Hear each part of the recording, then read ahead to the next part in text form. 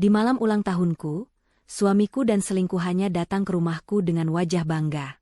15 menit kemudian, wajah mereka berubah pucat pasi. Setelah aku melakukan panggilan telepon yang akan menghancurkan hidup mereka selamanya. Karena, sebelum ceritanya dimulai, silahkan tulis di kolom komentar dari daerah mana saja teman-teman yang menonton cerita ini. Jangan lupa like dan subscribe agar channel ini bisa semakin berkembang dan bisa mempersembahkan cerita yang lebih menarik lagi. Jam di dinding berdentang 12 kali, menandakan pergantian hari. Tepat. Sekarang adalah hari ulang tahun Laura. Di usianya yang ke-30, ia duduk sendirian di meja makan yang besar. Rumah ini terasa terlalu besar, terlalu dingin, dan terlalu sepi untuk satu orang. Di hadapannya, ada satu piring kue tar coklat kecil. Kue itu ia beli sendiri tadi sore, dalam perjalanan pulang dari kantor. Sebuah hadiah kecil untuk dirinya sendiri, karena ia tahu tidak akan ada orang lain yang ingat, atau lebih tepatnya, yang peduli. Lilin angka 3 dan 0 berdiri tegak di atasnya, tapi tidak menyala. Laura tidak berniat meniupnya. Keheningan di rumah itu begitu pekat, hanya dipecah oleh deru pendingin ruangan dan detak jarum jam. Laura menatap pintu depan, berharap keajaiban terjadi. Berharap Indra, suaminya, akan masuk membawa kejutan seperti yang sering dilakukannya dulu. Dulu. Kata itu terasa begitu jauh. Laura ingat ulang tahunnya yang ke-25. Indra membangunkannya tengah malam, menutup matanya, dan membawanya ke bandara. Mereka terbang ke Lombok hanya untuk 2 hari, menghabiskan waktu di pantai, tertawa tanpa henti. Indra yang dulu begitu hangat, begitu penuh cinta, dan begitu memujanya. Pria itu sudah lama menghilang. Digantikan oleh sosok asing yang berbagi ranjang dengannya namun terasa berjarak ribuan mil. Digantikan oleh pria yang selalu pulang larut, yang ponselnya selalu terkunci, yang aroma tubuhnya seringkali membawa jejak parfum wanita lain. Parfum mahal yang bukan aroma milik Laura. Laura bangkit dari kursinya. Ia tidak menyentuh kue itu. Ia berjalan ke dapur, menuang segelas air putih, dan meminumnya perlahan. Ia harus menjaga kepalanya tetap dingin. Hari ini adalah puncaknya. Hari ini adalah hari di mana ia akan mengakhiri semua sandiwara ini. Pukul 8 malam, pintu depan akhirnya terbuka. Indra masuk. Ia terlihat rapi, terlalu rapi untuk seseorang yang katanya bekerja keras sepanjang hari. Kemeja birunya masih licin, rambutnya tertata sempurna. Ia tampak terkejut melihat Laura masih terjaga, duduk di ruang tamu. "Loh, kamu belum tidur, Ra?" tanya Indra, sambil melonggarkan dasinya. Matanya bergerak cepat, menghindari tatapan langsung dari Laura. "Aku menunggumu," jawab Laura pelan. Suaranya datar. "Selamat ulang tahun," katanya lagi, tapi ditujukan untuk dirinya sendiri. Indra membeku sejenak. Keterkejutan melintas di wajahnya, segera digantikan oleh rasa bersalah yang palsu. "Astaga, sayang, maafkan aku lupa. Selamat ulang tahun, ya?" Ia mendekat, mencoba memeluk Laura. Laura tidak bergerak, membiarkan pelukan itu terasa canggung dan dingin. Ia bisa menciumnya. Aroma itu lagi, aroma Atika. Manis, kuat, dan memuakan. Aku harus kembali ke kantor. Ada meeting darurat," kata Indra buru-buru, melepaskan pelukannya. "Atika, bosku, dia minta semua laporan keuangan direvisi malam ini juga. Proyek besar." Laura menatap suaminya. Pria yang telah dinikahinya selama 7 tahun. Pria yang telah berjanji di hadapan Tuhan untuk setia.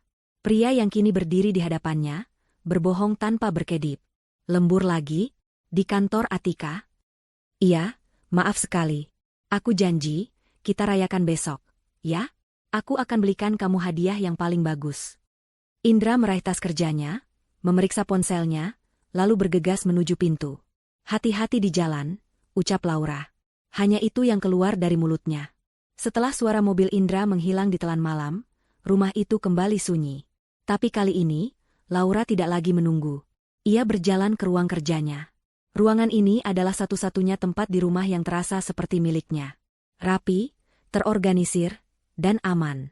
Ia duduk di depan laptopnya, memasukkan kata sandi yang rumit. Layar menyala, menampilkan desktop yang bersih. Ia membuka satu folder tersembunyi. Folder yang diberi nama, Proyek Keadilan. Selama 6 bulan terakhir, Laura bukan hanya duduk diam dan menangis. Saat kecurigaannya muncul pertama kali, ia mulai mencari tahu. Ia bukan wanita bodoh yang mudah dibohongi. Ia adalah seorang auditor keuangan sebelum memutuskan berhenti untuk fokus pada rumah tangganya atas permintaan Indra. Kesalahan terbesar Indra dan Atika adalah meremehkannya. Mereka pikir wanita berhijab yang pendiam ini hanya tahu urusan dapur dan mengaji. Folder itu berisi bukti-bukti yang ia kumpulkan dengan susah payah. Ada subfolder bernama Visual. Isinya adalah rekaman CCTV dari berbagai tempat. Restoran mewah tempat Indra dan Atika makan malam romantis. Lobi hotel tempat mereka check-in menggunakan kartu kredit perusahaan. Bahkan rekaman dari kamera tersembunyi yang ia pasang di ruang kerja Indra di rumah ini, yang merekam percakapan telepon mesra mereka. Ada subfolder bernama Audio. Berisi rekaman suara Indra yang sedang merayu Atika, dan rekaman Atika yang sedang menekan Indra untuk segera menceraikan Laura. Dan yang paling penting, subfolder bernama Finansial. Disinilah keahlian Laura bersinar. Ia menemukan jejaknya.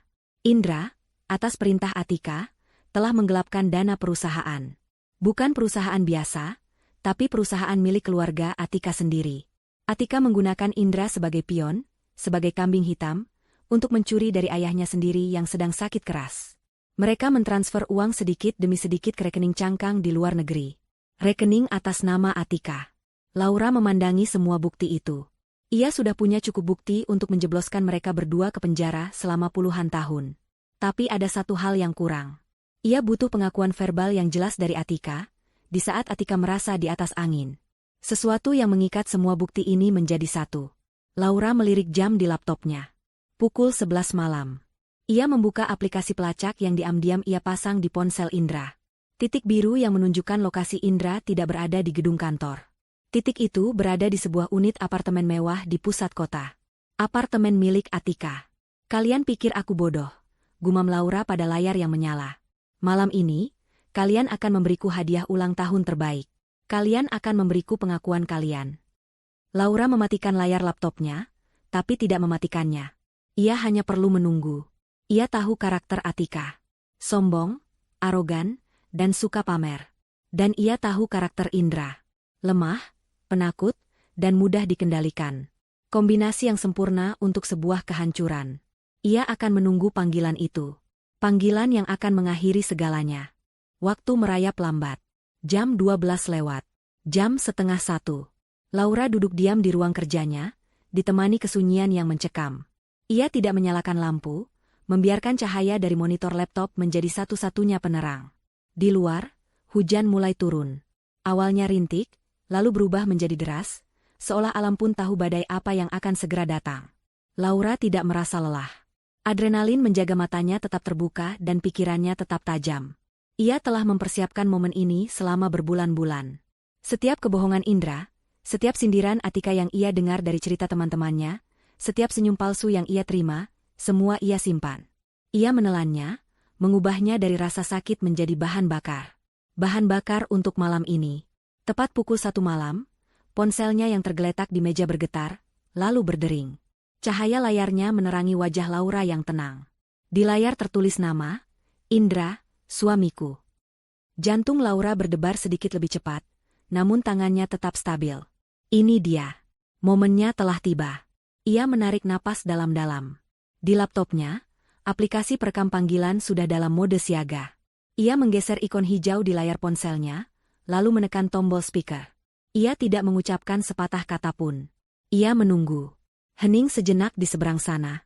Hanya terdengar suara napas dan sedikit musik yang sayup-sayup. Halo? Suara itu bukan suara Indra. Itu suara wanita. Suara yang sangat Laura kenali dari rekaman-rekaman yang ia kumpulkan. Suara Atika. Terdengar serak, malas, dan penuh kemenangan. Halo, Laura? Kamu masih bangun? Jalang? Laura tetap diam. Ia tahu Atika sedang memancing reaksinya. Di seberang sana, Atika tertawa. Tawa yang dibuat-buat, mengejek. Oh, aku tahu kamu di situ. Dengar, ya, suamimu sedang bersamaku. Terdengar suara Indra yang samar dan panik di latar belakang. Atika, hentikan. Apa yang kamu lakukan? Kembalikan ponselku. SSSHH, sayang. Suara Atika terdengar lagi, kini lebih jelas. Aku sedang bicara dengan istrimu. Dia perlu tahu di mana tempatnya. Lalu, Atika kembali fokus pada Laura. Indra ada di tempat tidurku. Kita sedang tidur bersama malam ini. Dia milikku sekarang. Dia lebih mencintaiku daripada wanita rumahan membosankan sepertimu, yang hanya tahu mengurus rumah dan memakai hijab kuno itu. Hinaan itu dilontarkan seperti peluru, dirancang untuk melukai. Tapi Laura tidak merasakan apa-apa. Ia hanya fokus pada apa yang sedang terjadi. Dia bilang padaku dia sudah muak denganmu. Lanjut Atika, suaranya semakin sombong karena tidak ada perlawanan. Dia muak dengan hidupmu yang datar. Malam ini dia di sini, denganku. Dan tahu tidak, dia jauh lebih hebat di ranjang saat bersamaku. Terdengar lagi suara Indra. Atika, jangan, cukup. Diam, Indra. Biar dia dengar, bentak Atika. Lalu, kembali ke telepon. Jadi, Laura, jangan pernah ganggu kami lagi. Jangan telepon-telepon Indra lagi. Terima saja kekalahanmu. Ceraikan dia, dan enyahlah dari hidup kami. Dasar wanita bodoh. Keheningan total menggantung di udara. Atika menunggu. Ia menunggu Laura menangis, berteriak, atau memohon. Ia ingin mendengar suara kehancuran seorang istri. Laura akhirnya membuka mulutnya. Suaranya tenang, dingin seperti es, dan sangat jelas. Ambil saja suami tak guna itu. Hanya itu. 6 kata. Di seberang sana, Atika terdiam. Ini bukan reaksi yang ia harapkan. Laura melanjutkan, dia sudah jadi sampah. Kalau kamu mau memungut sampah sisa orang lain, silakan. Apa katamu? Suara Atika terdengar kaget dan marah. Aku bilang, Laura menekankan setiap katanya, kamu boleh ambil dia. Tapi dengar ini baik-baik, Atika. Aku mungkin wanita bodoh menurutmu. Tapi hanya wanita yang lebih bodoh lagi yang mau mengambil pria pengkhianat, dan tidak punya harga diri seperti Indra. Beraninya kamu? Aku belum selesai, potong Laura. Kamu pikir kamu menang? Kamu pikir dengan mengambil suamiku, kamu mendapatkan segalanya? Tidak, Atika. Kamulah yang bodoh. Tutup mulutmu, jalang, jerit Atika. Klik. Laura menutup teleponnya. Ia tidak memberi Atika kesempatan untuk membalas. Ia yang memegang kendali percakapan ini dari awal hingga akhir. Laura menatap layar laptopnya. Aplikasi perekam menunjukkan file audio baru. Nama file, pengakuan Atika 0103 WIBMP3. Hadiah ulang tahun terbaik yang pernah ia terima.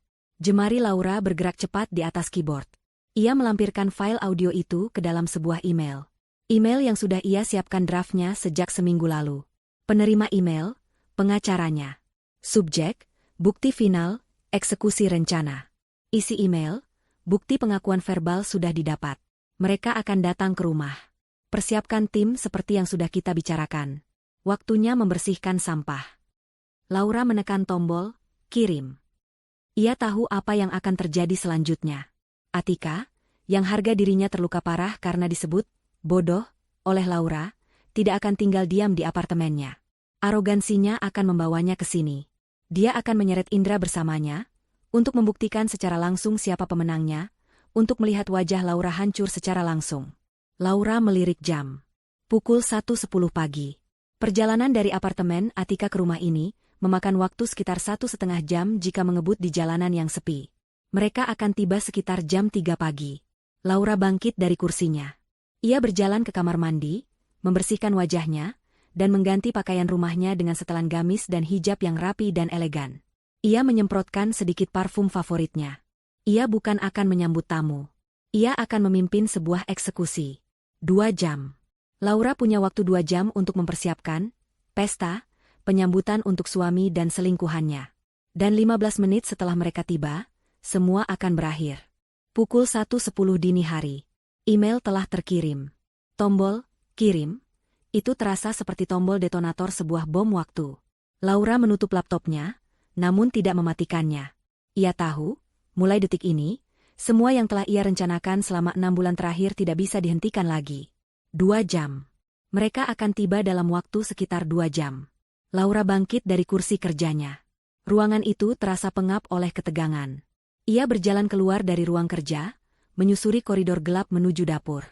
Hujan di luar semakin deras, memukul-mukul jendela seolah ingin masuk. Suara itu menjadi musik latar yang sempurna untuk drama yang akan segera dipentaskan. Di dapur, ia menyalakan ketel air. Bukan untuk tamu. Untuk dirinya sendiri. Ia butuh sesuatu yang hangat untuk menjaga tangannya tetap stabil. Pikirannya sudah dingin, sedingin es. Sambil menunggu air mendidih, Laura mengambil ponselnya. Ia membuka daftar kontaknya dan menelepon satu nomor. Panggilan itu langsung dijawab pada dering pertama, seolah sang penerima sudah menunggunya. Reza, sapa Laura pelan. Reza adalah pengacara yang ia sewa, seorang profesional muda yang tajam dan haus akan keadilan. Ibu Laura. Saya sudah terima emailnya, jawab Reza di seberang sana. Suaranya profesional dan fokus. Rekamannya bersih. Ini lebih dari cukup. Ini adalah paku terakhir di peti mati mereka. Mereka akan datang ke sini, Reza. Aku memancingnya. Atika tidak akan terima disebut bodoh olehku. Dia akan menyeret Indra ke sini untuk membuktikan kekuasaannya. Terdengar helaan napas singkat dari Reza. Sesuai dugaan kita. Baik, Bu Laura. Tim sedang bergerak. Seperti rencana, kami akan tiba di sana dalam 2 jam. Kami akan membiarkan mereka masuk lebih dulu. Ibu butuh berapa lama? Laura menatap jam dinding di dapur. Pukul 1.15. Beri aku 15 menit, katanya. 15 menit? Reza terdengar ragu. Bu, Anda tidak perlu mengambil risiko. Kami bisa. Aku butuh 15 menit, potong Laura, tegas. Aku ingin pengakuan di depan saksi.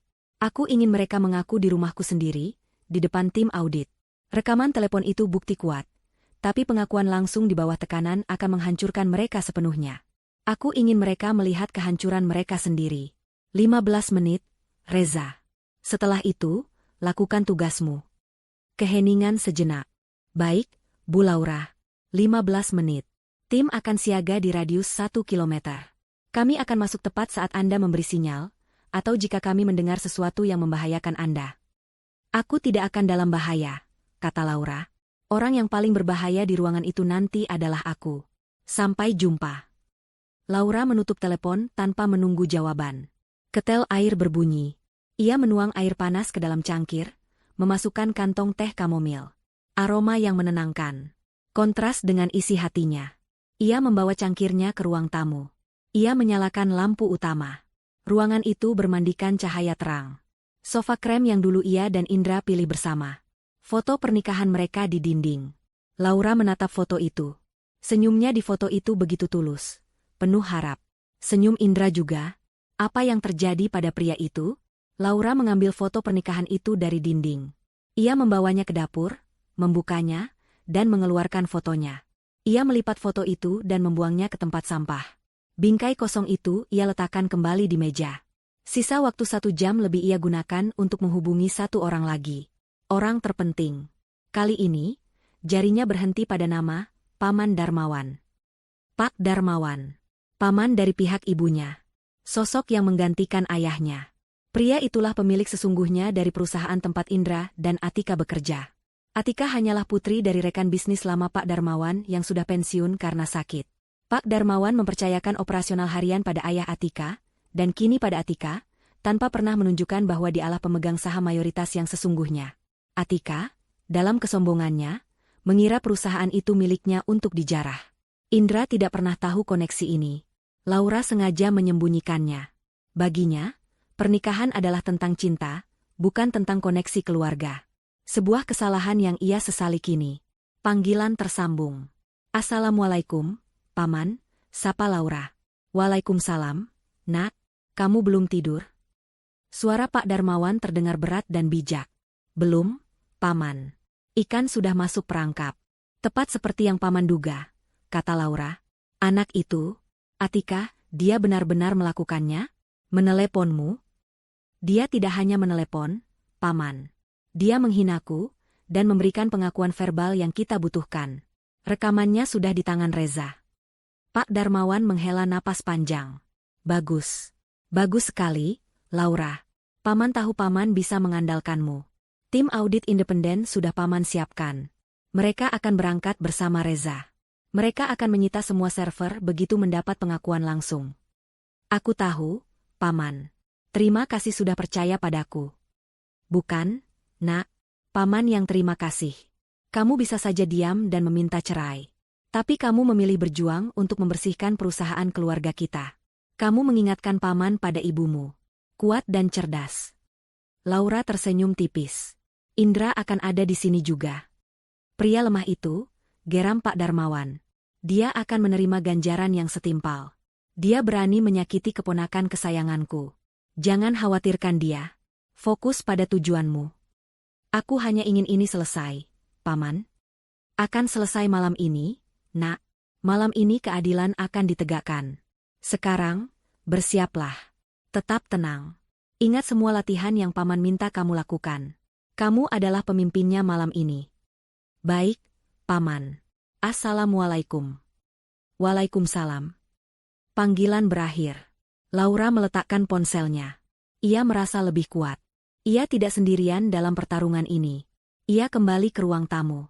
Ia duduk di kursi tunggal, menghadap langsung ke pintu depan. Seperti singa betina yang menunggu di wilayah kekuasaannya. Ia menata hijabnya yang sedikit miring. Ia harus terlihat sempurna. Bukan untuk mereka, tapi untuk dirinya sendiri. Waktu terus berjalan. Pukul 2 pagi. Pukul setengah 3.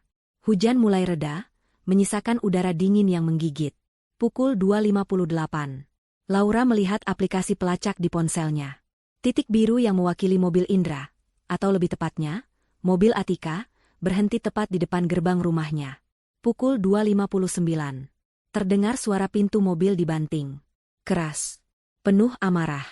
Terdengar suara langkah kaki yang tergesa-gesa di jalan setapak menuju pintu. Pukul 3. Tepat. Bel pintu berbunyi. Sekali, 2 kali, lalu berkali-kali dengan brutal, seolah seseorang meninjunya. Laura menghirup tehnya yang terakhir. Sudah dingin. Ia meletakkan cangkir di meja. Ia bangkit, merapikan gamisnya. Dengan langkah tenang dan mantap, ia berjalan menuju pintu depan. Ia tidak akan membiarkan mereka menunggu. Pesta penyambutan harus segera dimulai. Laura membuka pintu. Di hadapannya berdiri 2 sosok yang sangat ia kenal, namun terlihat begitu asing di bawah cahaya teras yang temaram. Atika berdiri di depan, dadanya naik turun menahan amarah. Wajahnya yang cantik memerah, matanya menyala-nyala. Rambutnya sedikit acak-acakan, dan ia hanya mengenakan kemeja pria yang kebesaran. Laura mengenali kemeja itu, kemeja kerja milik Indra, dan celana pendek. Penampilan yang sengaja dirancang untuk provokasi. Di belakangnya, Indra berdiri kaku. Wajahnya pucat pasi, seperti mayat hidup. Matanya membelala ketakutan, menatap Laura seolah melihat hantu. Ia tampak ingin melarikan diri, namun cengkeraman Atika di lengannya begitu kuat. Laura bersandar di kusen pintu. Wajahnya tenang, nyaris tanpa ekspresi. Ia sengaja membiarkan hijabnya yang rapi dan gamisnya yang tertutup menjadi kontras yang menusuk dengan penampilan Atika. Sudah selesai, lemburnya? Sapa Laura. Suaranya datar, tidak ada getar amarah atau tangis. Pertanyaan itu menyulut Atika. Beraninya kamu? Desis Atika. Ia mendorong Indra ke samping dan melangkah maju, menerobos masuk ke dalam rumah. Ia tidak diundang, tapi ia bertindak seolah rumah itu miliknya. Tutup mulutmu, bentak Atika, menunjuk wajah Laura. Kamu bilang aku bodoh? Kamu yang bodoh. Wanita kampung yang tidak tahu diri. Indra tergopoh-gopoh masuk di belakangnya, seperti anjing peliharaan yang ketakutan. Laura, aku bisa jelaskan. Ini tidak seperti yang kamu pikirkan. Lirih Indra, kata-kata yang sudah basi dan tidak berarti. Laura menutup pintu di belakang mereka. Klik. Suara kunci pintu yang diputar terdengar begitu nyaring di keheningan rumah. Suasana di ruang tamu seketika menjadi berat. Tidak seperti yang kupikirkan. Laura mengulang kata-kata Indra. Ia berjalan melewati mereka, mengambil posisi di tengah ruangan. Jadi, apa yang harus kupikirkan? Indra, kamu berpamitan lembur di kantor Atika, tapi jam 1 pagi Atika yang meneleponku dari ponselmu. Mengatakan kalian tidur bersama. Dan sekarang kalian datang ke rumahku jam 3 pagi dengan penampilan seperti ini. Coba bantu aku berpikir. Apa penjelasan logisnya? Indra tidak bisa menjawab. Mulutnya membuka dan menutup. Tapi tidak ada suara yang keluar. Atika tertawa. Tawa yang keras dan sumbang. Hentikan, Indra. Jangan buang waktu menjelaskan pada wanita ini. Ia menjatuhkan dirinya ke sofa utama. Sofa tempat Laura biasa beristirahat. Ia menyilangkan kakinya, dengan sengaja memamerkan pahanya yang telanjang. Dengar, Laura. Aku kesini bukan untuk berdebat, kata Atika, nadanya merendahkan. Aku kesini untuk mengambil apa yang menjadi milikku. Milikmu? Tanya Laura, alisnya terangkat sedikit. Ya, Indra. Dan semua yang dia miliki, kata Atika. Ia menatap sekeliling ruangan dengan pandangan menilai. Rumah ini lumayan. Aku mungkin akan merenovasinya. Mengganti semua perabot kuno ini. Atika, jangan, pinta Indra. Ia terlihat sangat panik. Laura, ayo kita bicarakan ini baik-baik. Tolong. Diam, Indra, bentak Atika lagi. Kamu ini laki-laki atau bukan? Tunjukkan padanya siapa yang berkuasa. Atika lalu mengalihkan pandangannya kembali ke Laura. Senyum bangga dan jahat tersungging di bibirnya. Kamu tidak tahu, ya? Suamimu yang bodoh ini punya banyak masalah di kantor. Masalah besar. Laura tetap diam. Ia menunggu. Ini adalah bagian yang ia tunggu-tunggu. Dia melakukan kesalahan. Korupsi, lanjut Atika, menikmati setiap kata. Dia menggelapkan uang perusahaan. Uangku. Atika. Itu tidak benar. Jerit Indra, suaranya naik 1 oktav. Kamu yang menyuruhku. Kamu bilang itu untuk. Plah. Tangan Atika mendarat keras di pipi Indra. Suaranya menggema di ruangan yang sunyi. Indra terhuyung mundur, memegangi pipinya. Matanya berkaca-kaca. Dasar pria lemah. Hina Atika. Ia tidak peduli. Lihat, Laura, inilah pria yang kamu puja-puja. Pria yang tidak bisa melakukan apa-apa dengan benar.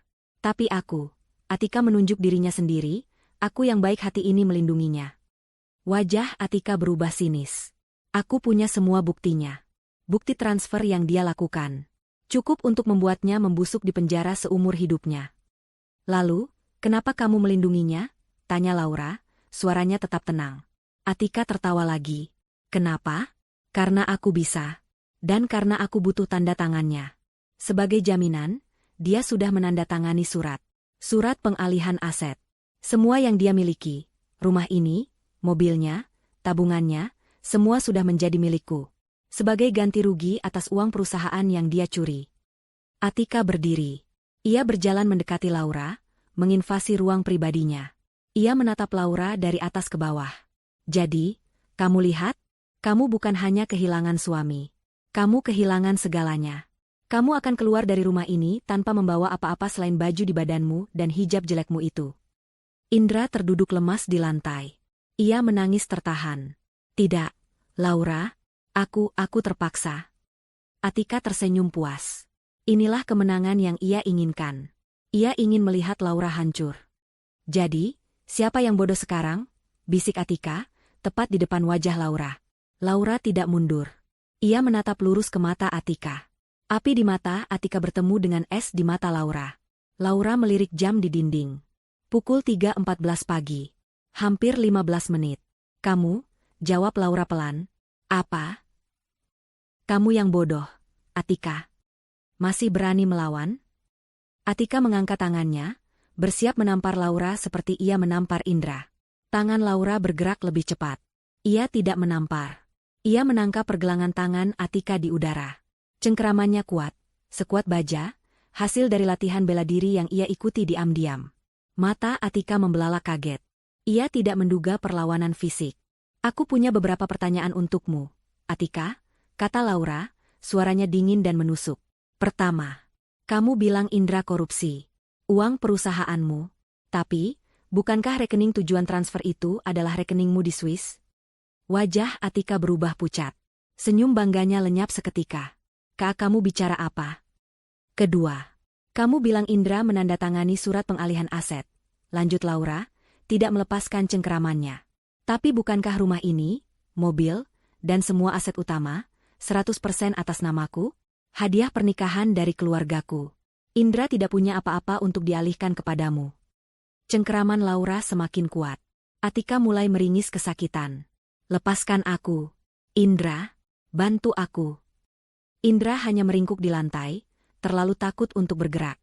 Dan ketiga, kata Laura, kamu pikir kamu datang ke sini untuk menghancurkanku. Padahal, akulah yang membawamu ke sini. Pukul 3.15 pagi. Tepat. Bel pintu berbunyi. Bukan bunyi bel yang panik seperti yang Atika lakukan. Tapi bunyi bel yang tenang, sopan, namun berwibawa. 2 kali. Atika menoleh ke pintu, bingung. Laura melepaskan tangan Atika dengan kasar, mendorongnya hingga terhuyung mundur. "Waktumu habis, Atika," kata Laura. Ia berjalan ke pintu, membukanya lebar-lebar. Di luar, terasnya sudah penuh. Bukan polisi, tapi sesuatu yang jauh lebih menakutkan bagi Atika. Reza, pengacaranya, berdiri di depan dengan map di tangan. Di belakangnya, berdiri 4 pria berjas rapi dan berwajah serius, tim audit independen. Dan di belakang mereka, berdiri seorang pria parubaya yang tenang namun memancarkan aura kekuasaan yang luar biasa. Pria itu adalah Pak Darmawan, paman Laura. Mata Pak Darmawan menatap dingin ke dalam ruangan, melewati Laura, langsung tertuju pada Atika yang berdiri gemetar. Wajah Atika berubah dari pucat menjadi seputih kertas. Ia mengenali pria itu. Pak Darmawan, suaranya bergetar. "Sesedang apa Anda di sini?" Pak Darmawan melangkah masuk, diikuti oleh timnya. "Saya di sini untuk mengambil kembali perusahaan saya, Nona Atika. Dan untuk mendengarkan sisa pengakuan Anda." Ruang tamu itu mendadak terasa seperti ruang sidang. Udara yang tadinya tegang kini terasa dingin dan berat, seolah semua oksigen telah tersedot keluar. Atika berdiri mematung di tengah ruangan, wajahnya yang tadi merah padam karena amarah kini seputih kapur. Senyum bangga yang tersungging di bibirnya beberapa menit lalu kini luntur tanpa sisa, digantikan oleh ekspresi bingung dan ngeri. Matanya terpaku pada sosok Pak Darmawan.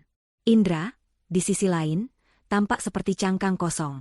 Ia masih meringkuk di lantai, di antara sofa dan meja kopi. Tangisnya sudah berhenti, digantikan oleh getaran hebat yang mengguncang seluruh tubuhnya. Dia akhirnya mengerti. Dia bukan hanya dalam masalah dengan istrinya, dia dalam masalah besar yang jauh di luar bayangannya. Pak Darmawan?" Suara Atika keluar seperti bisikan, serak dan tidak percaya. "Apa yang Anda lakukan di sini? Ini jam 3 pagi. Ini rumah karyawan saya." Pak Darmawan melangkah masuk lebih jauh, diikuti oleh Reza dan tim audit. Sepatu kulit mahalnya tidak menimbulkan suara di atas karpet tebal. Ia berhenti tepat di depan Atika. Meski usianya sudah tidak muda lagi, postur tubuhnya tegak dan auranya mengintimidasi. "Karyawanmu?" Pak Darmawan bertanya, suaranya tenang namun mematikan. "Indra adalah karyawan perusahaan. Tapi kamu, Atika, kamu pikir kamu siapa? Pemilik?" Saya yang menjalankan perusahaan," balas Atika, berusaha mengumpulkan sisa-sisa harga dirinya. "Ayah saya mempercayakan perusahaan itu pada saya." Pak Darmawan menggeleng pelan. "Ayahmu, sahabat baik saya, hanya memegang 15% saham. Saya mempercayakan operasional harian kepadanya, karena dia jujur dan kompeten. Saya pikir, putrinya akan mewarisi sifat itu. Ternyata saya salah besar." Mata Atika membelalak. Apa maksud Anda?" "Maksud saya," kata Pak Darmawan, "adalah saya memegang 80% saham perusahaan. Perusahaan itu milik saya dan keluarga saya. Dan kamu," Pak Darmawan menunjuk Atika, "kamu baru saja tertangkap basah mencoba merampok perusahaan saya." "Tidak. Itu tidak benar," jerit Atika. "Itu bohong. Ini pasti jebakan. Kamu." Dia menunjuk Laura, "Kamu yang merencanakan ini." Laura, yang sejak tadi diam, akhirnya angkat bicara. "Ya, saya yang merencanakannya." Semua mata beralih pada Laura. Ia berdiri tegak, hijabnya rapi, wajahnya tenang. Kontras sekali dengan Atika yang mulai histeris. "Anda benar, Nona Atika. Ini jebakan. Jebakan yang Anda buat sendiri." Laura melangkah ke ruang kerjanya, lalu kembali semenit kemudian membawa laptop dan sebuah flash drive. Ia tidak memberikannya kepada Pak Darmawan. Ia memberikannya kepada pimpinan tim audit. "Selamat pagi, Bapak-bapak," sapa Laura dengan sopan. "Maaf mengganggu waktu istirahat Anda. Saya Laura. Saya seorang auditor keuangan sebelum menikah.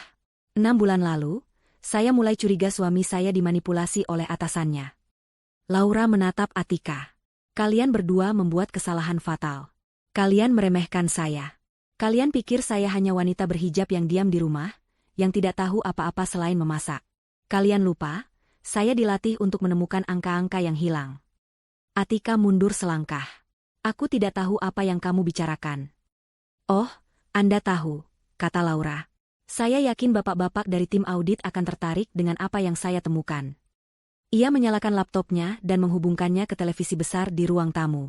"Ini," kata Laura, menampilkan sebuah bagan alur keuangan yang rumit. Adalah jejak uang yang Anda berdua coba sembunyikan. Layar menunjukkan serangkaian transfer. Dari rekening perusahaan, ke beberapa rekening fiktif di dalam negeri, lalu terkumpul di satu rekening bank di Swiss. Rekening ini, lanjut Laura, terdaftar atas nama Atika Suryat Jaja. Bukan Indra. Anda menggunakan suami saya sebagai kambing hitam. Anda menyuruhnya melakukan transfer-transfer kecil, meyakinkannya bahwa itu adalah bonus atau dana taktis yang wajar. Tapi semua aliran dana itu, pada akhirnya, masuk rekening pribadi Anda. Indra mengangkat wajahnya. Dia bilang itu legal. Dia bilang itu cara perusahaan menghindari pajak. Bodoh, hardik Pak Darmawan. Kamu ikut mencuri, Indra. Dan kamu mengkhianati istrimu untuk wanita ini. Atika panik. Itu fitnah. Semua itu rekayasa. Kamu tidak punya bukti. Reza, sang pengacara, yang sejak tadi diam, melangkah maju. Bukti, Nona Atika? Bukti apa yang Anda mau? Reza mengeluarkan ponselnya. Mungkin kita mulai dengan bukti audio? Dari telepon Anda ke klien saya, Ibu Laura, pada pukul 1 dini hari tadi. Reza menekan tombol play. Suara Atika yang serak dan arogan memenuhi ruangan. Suamimu sedang bersamaku. Kita sedang tidur bersama. Jangan ganggu, dasar wanita bodoh. Lalu suara Laura yang dingin. Ambil saja suami tak guna itu. Kamulah yang bodoh. Wajah Atika berubah menjadi abu-abu. Tim audit saling berpandangan. Ini buruk. Sangat buruk. Itu bisa diedit. Sangkal Atika, meski suaranya bergetar. Benarkah? Tanya Reza. Lalu, bagaimana dengan yang ini? Laura menatap Atika. Saya tahu kalian akan ke sini. Saya tahu arogansi Anda tidak akan membiarkan saya mengucapkan kata terakhir. Saya tahu Anda harus datang ke sini, ke rumah saya, untuk menunjukkan kemenangan Anda. Jadi, lanjut Laura, saya memberikan Anda panggung. Laura mengarahkan jarinya ke sebuah titik hitam kecil di sudut rak buku, tersembunyi di antara vas bunga dan buku-buku tebal.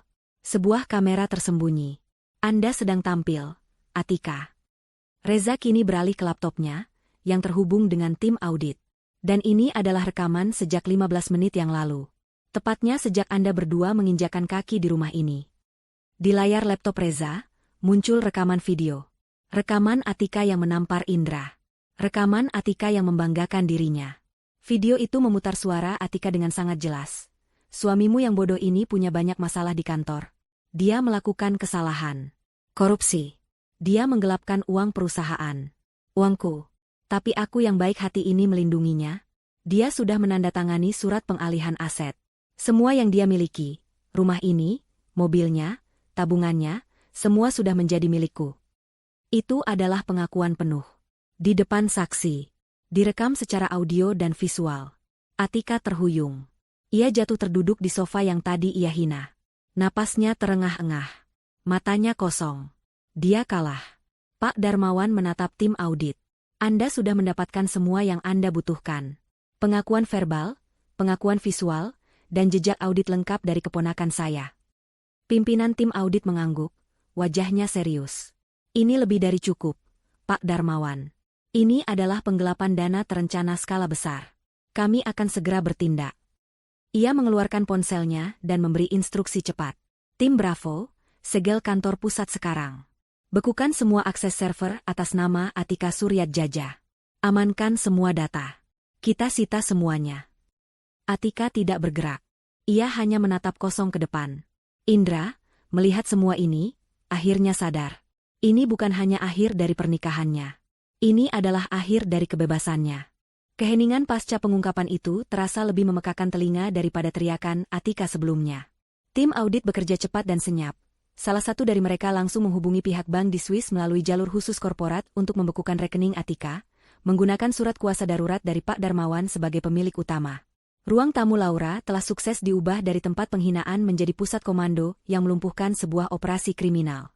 Atika masih terduduk di sofa. Wajahnya yang cantik kini terlihat kuyu dan tua. Tapi di matanya, ada sisa-sisa api. Ayahku. Desisnya. Kalian akan menghancurkan ayahku. Dia sakit. Ini akan membunuhnya. Pak Darmawan, yang sedang berbicara pelan dengan Reza, menoleh. Wajahnya yang tadi keras kini terlihat sedih. Ayahmu adalah sahabatku, Atika. Aku sudah menganggapmu seperti putriku sendiri. Justru karena dia sakit, aku mempercayaimu.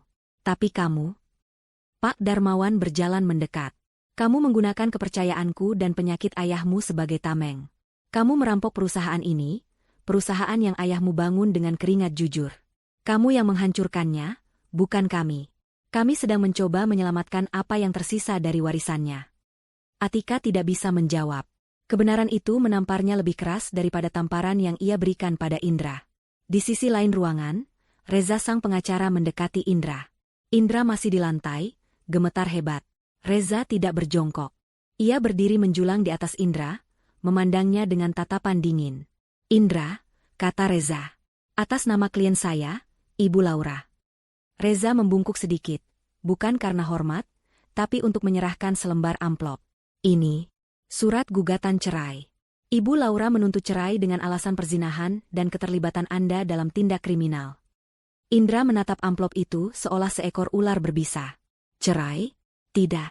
Laura, jangan. Ini adalah momen yang ditunggu Indra. Ia melupakan tim audit, melupakan Pak Darmawan. Ia melihat satu-satunya sekoci penyelamatnya.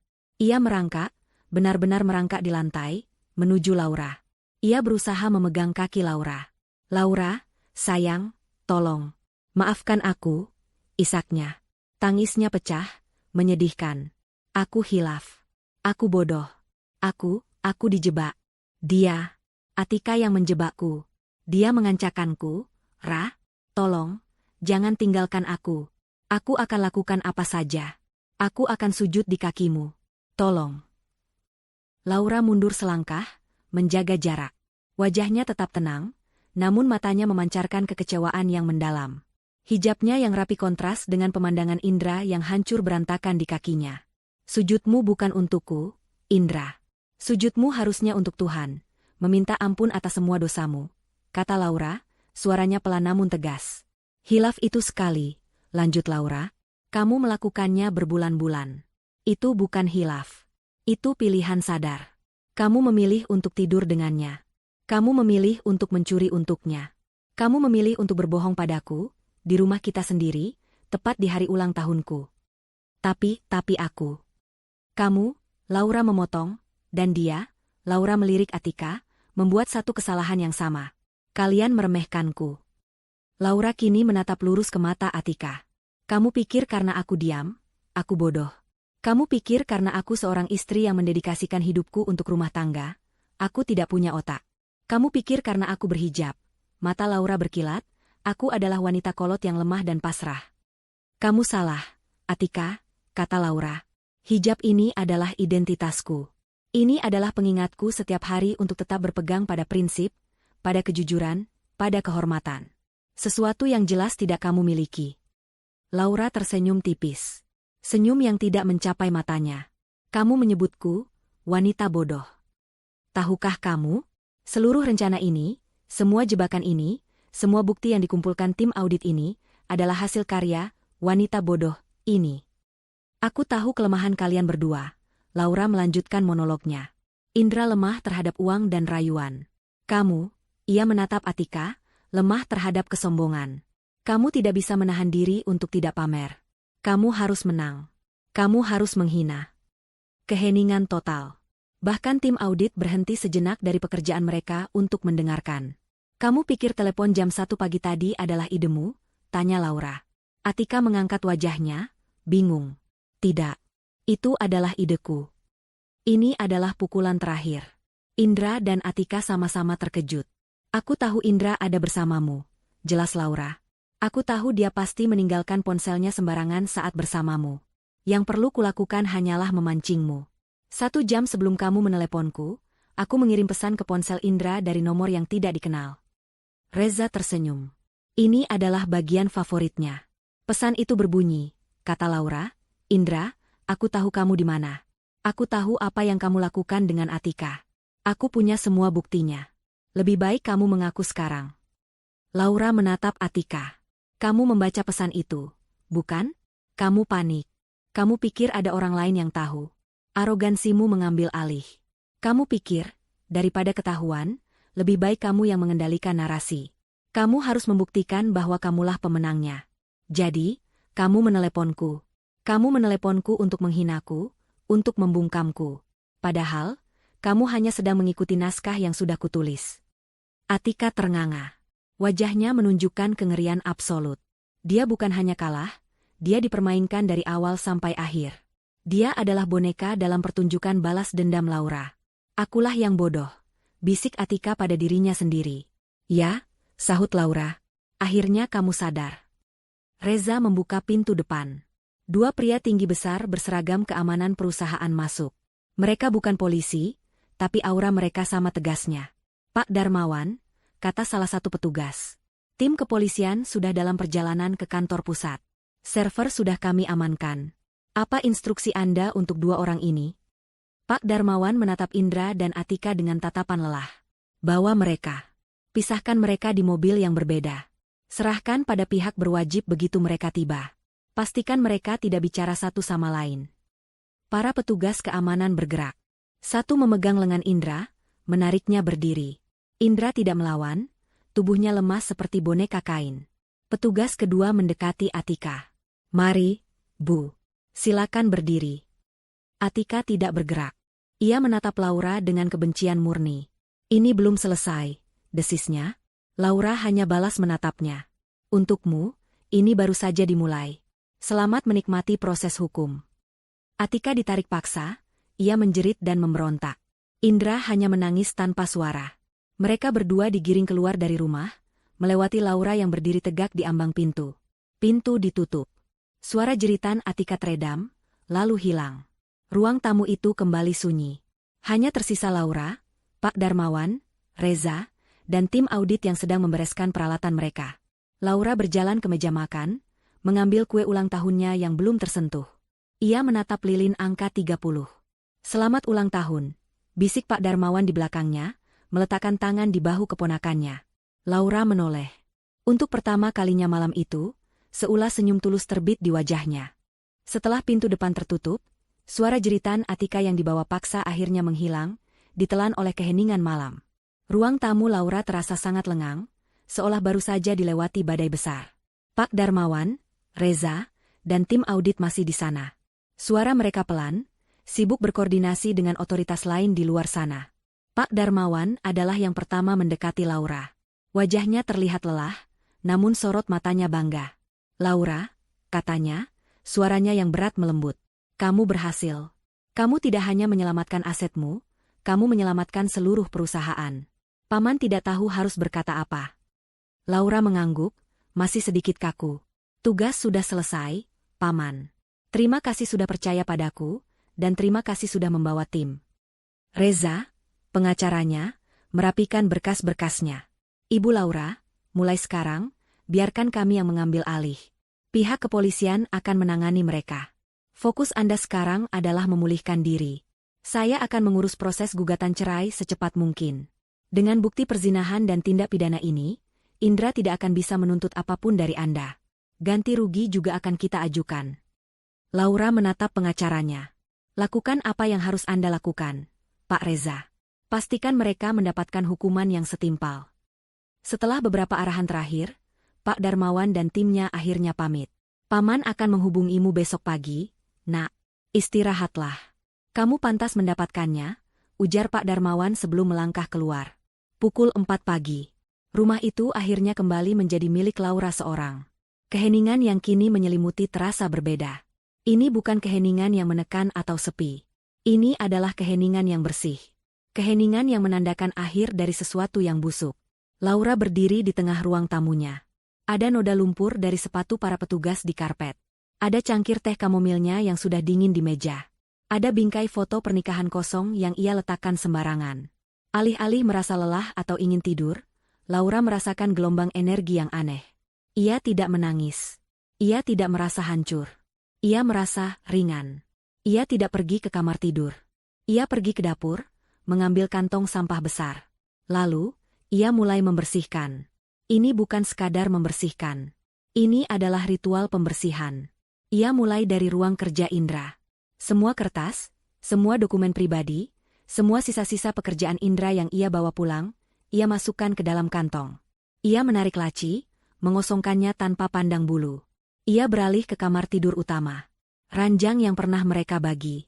Laura menatapnya sejenak.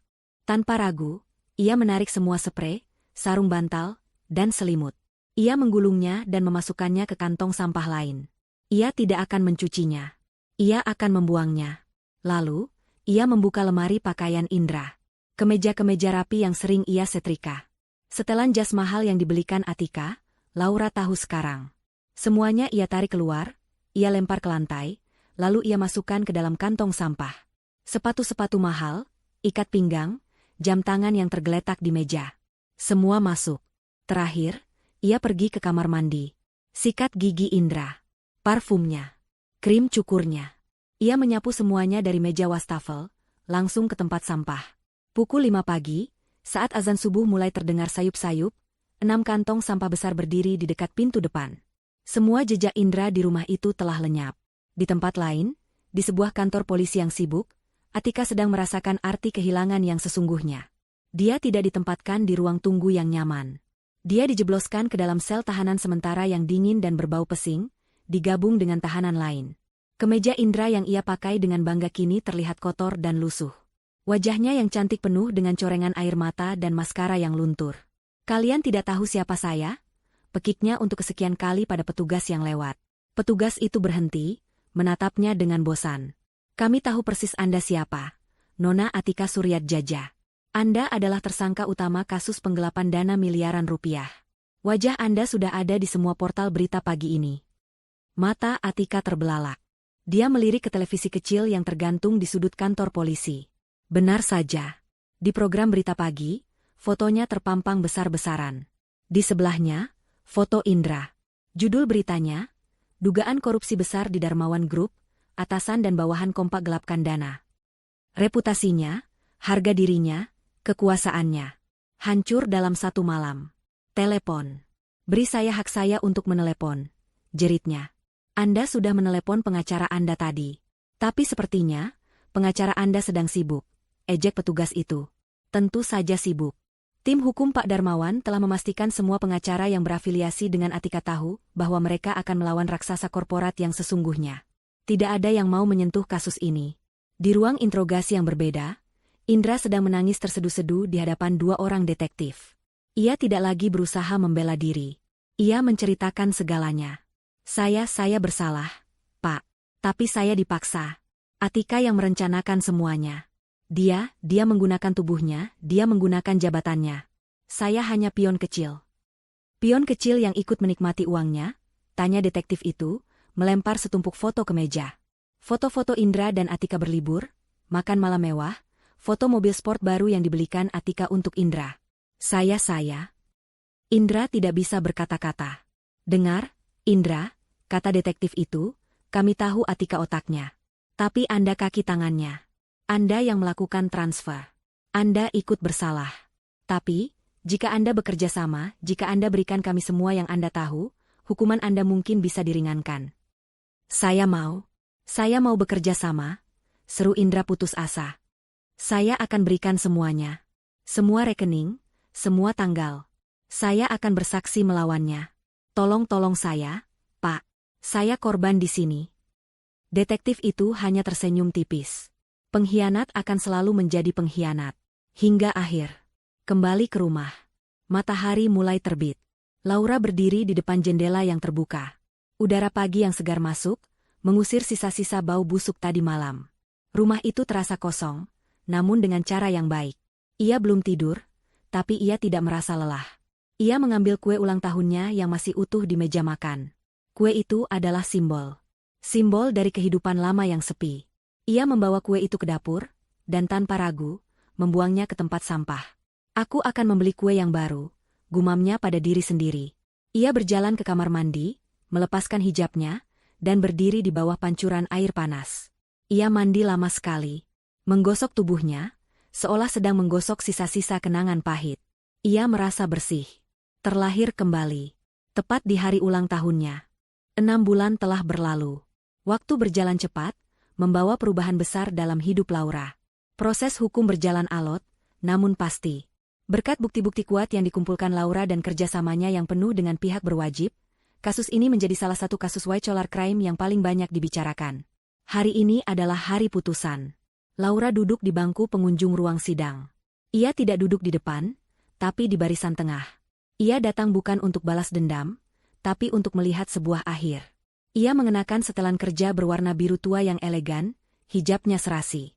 Penampilannya memancarkan aura kepercayaan diri dan profesionalisme.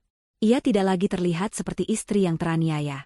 Ia terlihat seperti seorang pimpinan. Di kursi terdakwa, Atika duduk membelakanginya. Penampilannya jauh berbeda dari 6 bulan lalu. Tak ada lagi pakaian desainer atau riasan sempurna. Ia mengenakan seragam tahanan. Wajahnya pucat dan ia terlihat jauh lebih tua.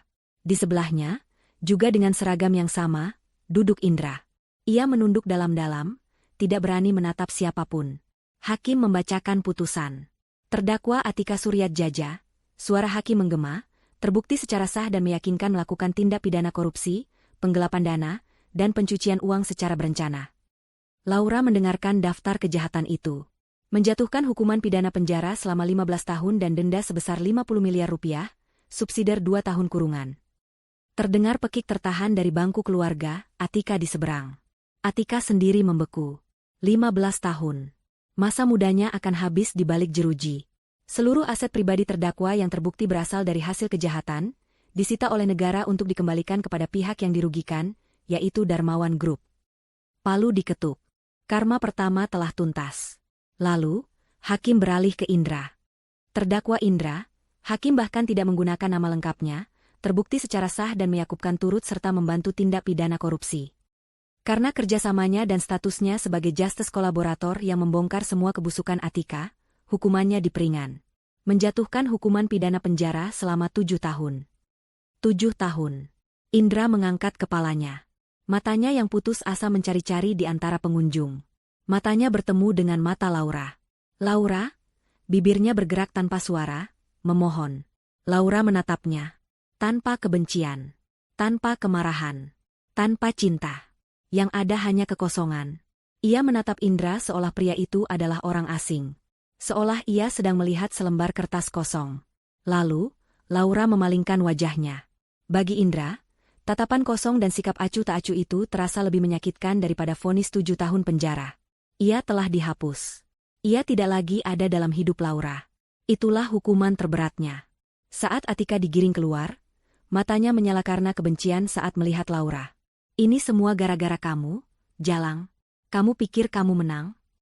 Aku akan keluar. Dan aku akan mencarimu. Laura tidak bergeming. Ia hanya menatap Atika dengan tenang. Ambil nomormu, katanya pelan. Antriannya panjang.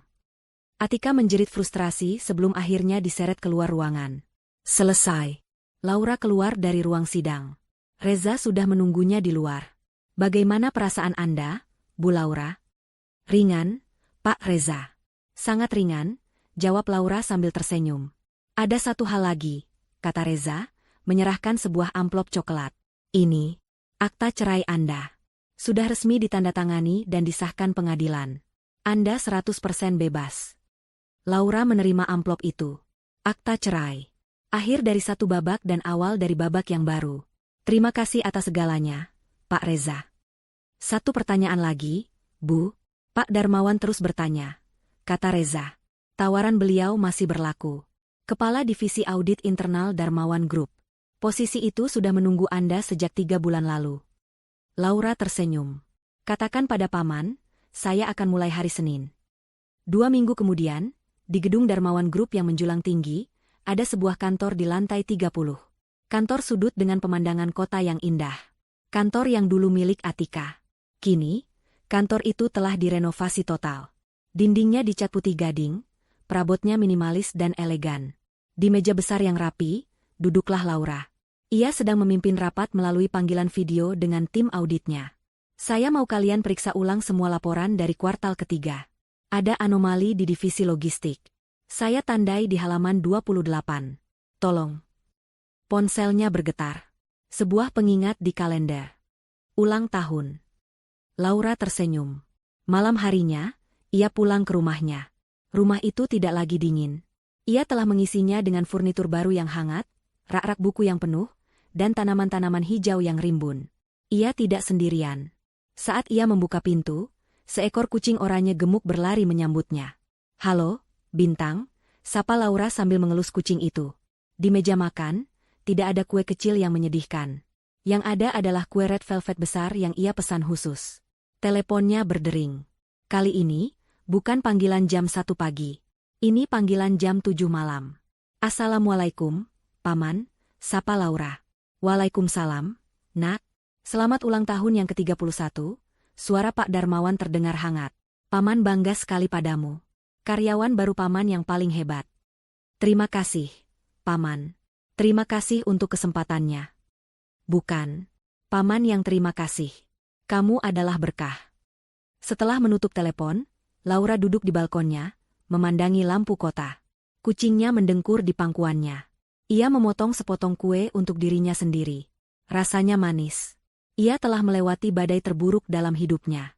Ia kehilangan suami, tapi ia menemukan dirinya sendiri. Ia menemukan kekuatannya, kehormatannya, dan karirnya kembali. Telepon jam 1 pagi itu bukanlah kutukan.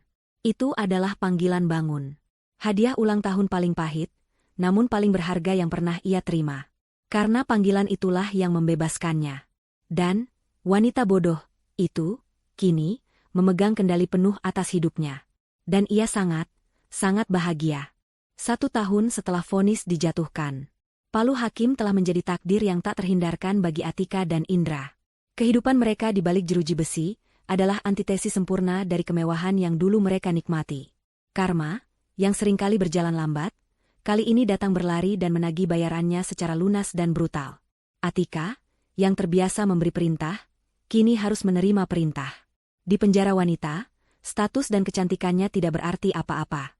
Malah, itu menjadi sasaran empuk. Arogansinya di hari-hari pertama membuatnya menjadi musuh publik di dalam sel.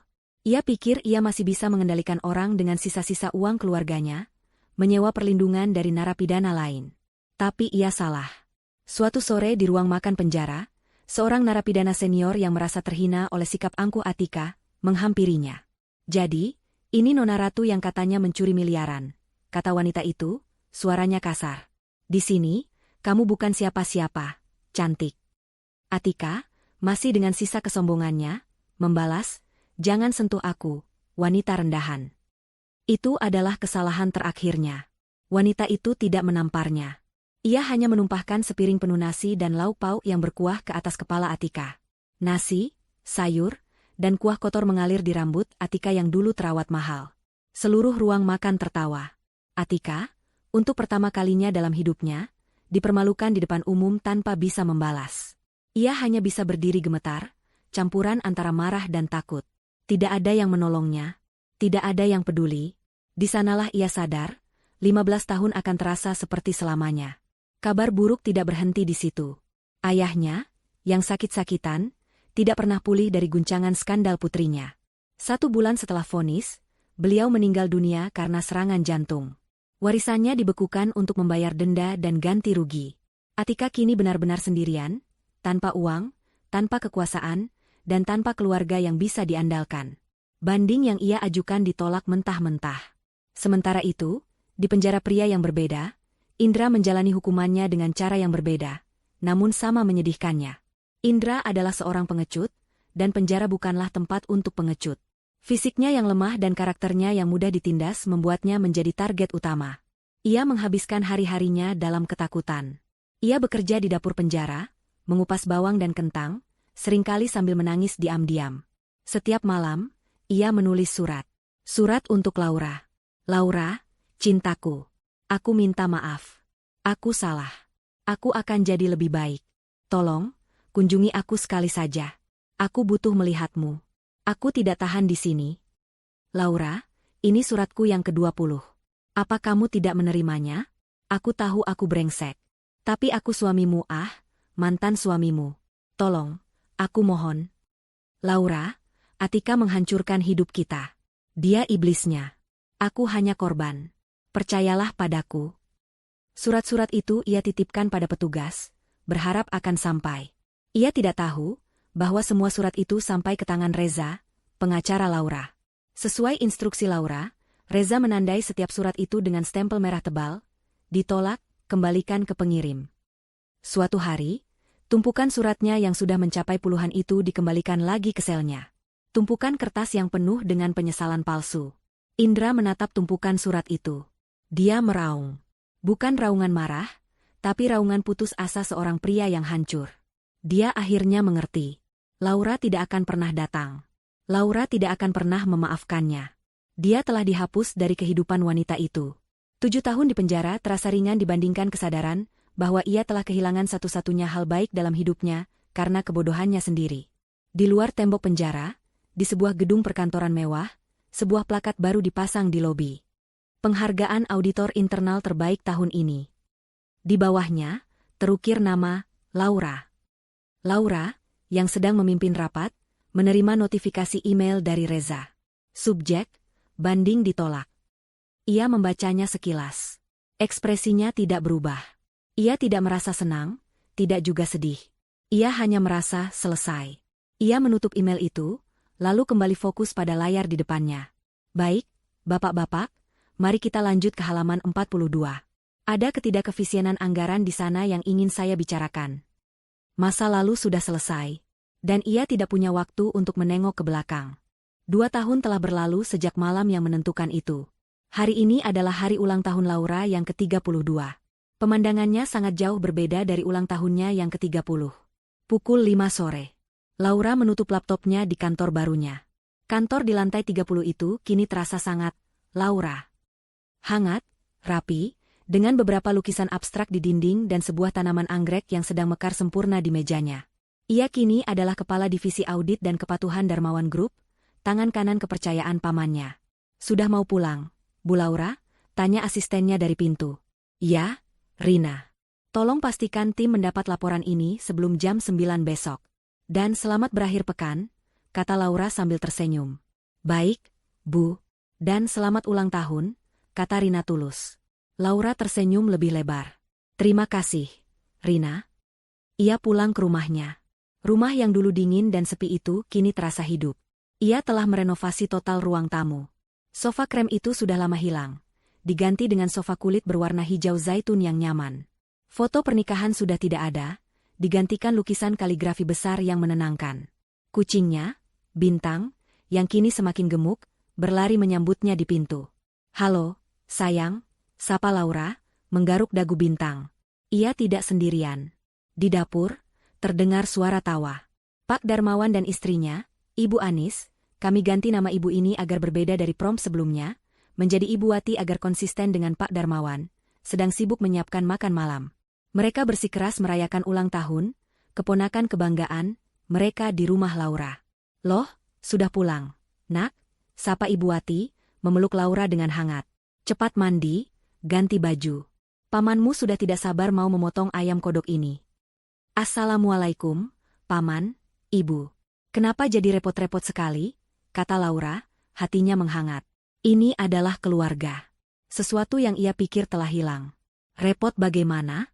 Kamu itu sekarang anak kami, gerutu Pak Darmawan, tapi matanya berbinar bangga.